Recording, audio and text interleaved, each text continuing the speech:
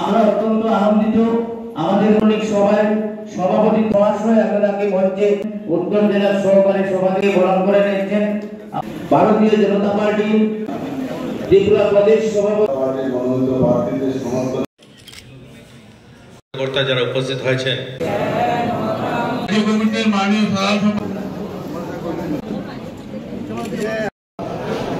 আপনারা সবাই অবগত আছেন যে 8ই আগস্ট আমাদের পঞ্চায়েত নির্বাচন। এই পঞ্চায়েত নির্বাচনকে সামনে রেখে আমি বিভিন্ন জেলাতে এবং বিভিন্ন ব্লকে বিভিন্ন মণ্ডলে আমি ঘোরাঘুরি করছি, কার্যকর্তাদের সঙ্গে কথা বলছি, আমাদের প্রার্থীদের সঙ্গে কথা বলছি। তারই অঙ্গ হিসাবে আজকে কদমতলা ব্লকে কদমতলা মণ্ডলের উদ্যোগে একটি সাংগঠনিক সভা এখানে মিলিত হই এবং প্রার্থীদের সঙ্গে আলাপ আলোচনা করি এবং তারা কিভাবে কাজগুলি করছে, মানুষের সামনে কি প্রতিশ্রুতি রাখছে সেইগুলির ব্যাপারে খোঁজখবর রাখি এবং বিরোধী দল কি করছে সেটাও খোঁজখবর রাখতে হয়।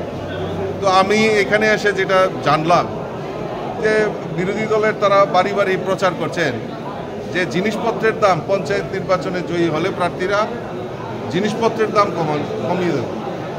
আর একটা সাম্প্রদায়িক সুরসুরি এই কমিউনিস্টরা এখানে দিচ্ছেন, এই কদমতলা বিশেষ করে। তো আমি তাদের কাছে প্রশ্ন রাখতে চাই যে এই ত্রিপুরা রাজ্যে সাম্প্রদায়িক সুরসুরি দিয়ে আর রাজনীতি করা যাবে না। কারণ গতকালকে আমি কৈলাসহরে ছিলাম, সেখানেও আমি শুনেছি যে সেখানকার যিনি বিধায়ক উনিও নাকি সেই সাম্প্রদায়িক সুরসুরির উপর রাজনীতি করার চেষ্টা করেছিলেন এবং সেইখানকার যে জনগণ উনাকে প্রায় এক প্রকার সেখানে বয়কট করারই সিদ্ধান্ত নিয়েছে। অর্থাৎ রাজনীতি সম্পর্কে ধর্মের কোনো ব্যবস্থা বা ধর্মকে জড়িয়ে রাজনীতি করা সেটা কেউ মানুষ পছন্দ করে না। কারণ মোদিজির নেতৃত্বে সরকার প্রতিষ্ঠার পর এই ভারতবর্ষের বুকে সর্বধর্ম সমন্বয়ের প্রচেষ্টা সেখানে করা হয়েছে। আজকে যারা সাম্প্রদায়িক সুরসুরি দিয়ে কমিউনিস্টরা কথা বলছে, আমি তাদের কাছে প্রশ্ন রাখতে চাই যে 25 বছর তো আপনারা সরকারে ছিলেন, এই 25 বছরে রাজ্যে মুসলমানদের তাদের জন্য আপনারা কি কি কাজ করেছেন? কোনো কাজ করেনি। সরকারি কর্মচারী সিপিএমের সময় 0.5% অর্থাৎ 200 জন সরকারি কর্মচারীর মধ্যে একজন মুসলিম সরকারি কর্মচারী ছিল। আর আমাদের সরকার আসার পর, বিজেপি সরকার আসার পর এই 6 বছরের সরকারে 7% মুসলিম সরকারি কর্মচারী এবং মুসলিম টিসিএস অফিসার তাদেরকে সেখানে দেওয়া হয়েছে।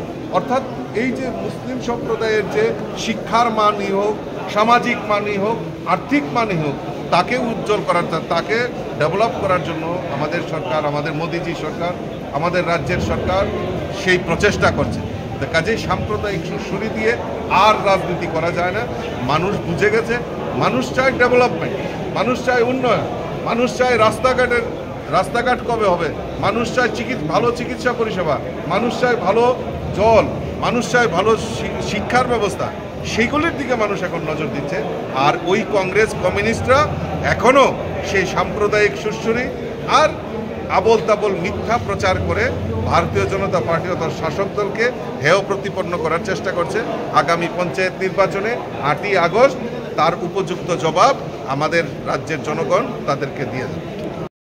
মূলত আগামী 8ই আগস্ট যে আমাদের পঞ্চায়েত নির্বাচন, এই পঞ্চায়েত নির্বাচনকে সামনে রেখে আমি 3টি জেলাতে সফর করার একটা উদ্দেশ্য নিয়ে আজকে বেরিয়েছি।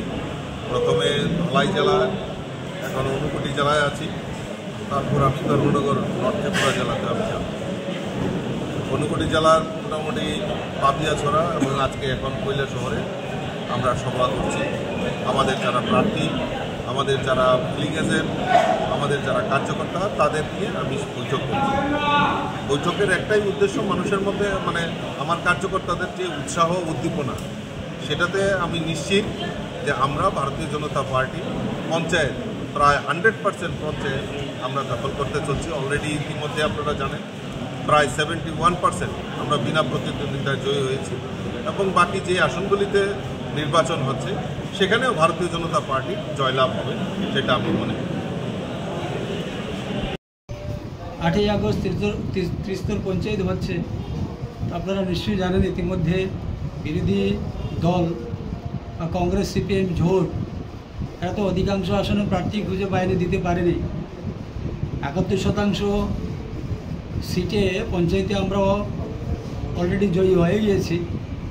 বাকি সামান্য কিছু পঞ্চায়েতে এবং আসনে নির্বাচন হচ্ছে। তো 8 তারিখে ভোট হবে, 12 তারিখে রেজাল্ট হবে, আর তারপরে বিজয় মিছিল হবে বাকি সব পঞ্চায়েতের সব ওয়ার্ডগুলোতে। আর সেই অপেক্ষায় আমরা বসে আছি। জনতা জনার্দন মোদিজির পক্ষে, ভারতীয় জনতা পার্টির পক্ষে এবং উন্নয়নের পক্ষে ভোট দেবেন। ভোটারগণ সময়ের অপেক্ষায় আছে যে 8 তারিখে আসবে আর সবাই সকাল সকাল গিয়ে পদ্ম ফুলে ভোট দেবে, সেই অপেক্ষায় বসে আছে সবাই। আজকে সাংগঠনিক মিটিংয়ে কী কী আলোচনা হয়েছে? দেখুন, সাংগঠনিক মিটিংয়ে আমাদের মূলত বিষয় নির্বাচন। আমাদের মাননীয় রাজ্য সভাপতি এসছেন উনি, তো আমাদের প্রার্থী এবং যারা সংগঠনের লোক রয়েছেন ওনারা উপস্থিত রয়েছেন। আমাদের আগামী দিনের যে নির্বাচনের প্রাক মুহূর্তে আমাদের দলের তরফ থেকে কী ধরনের কর্মসূচি নেওয়া হবে সেই বিষয় নিয়ে আলোচনা আজকের মিটিং। ঠিক আছে।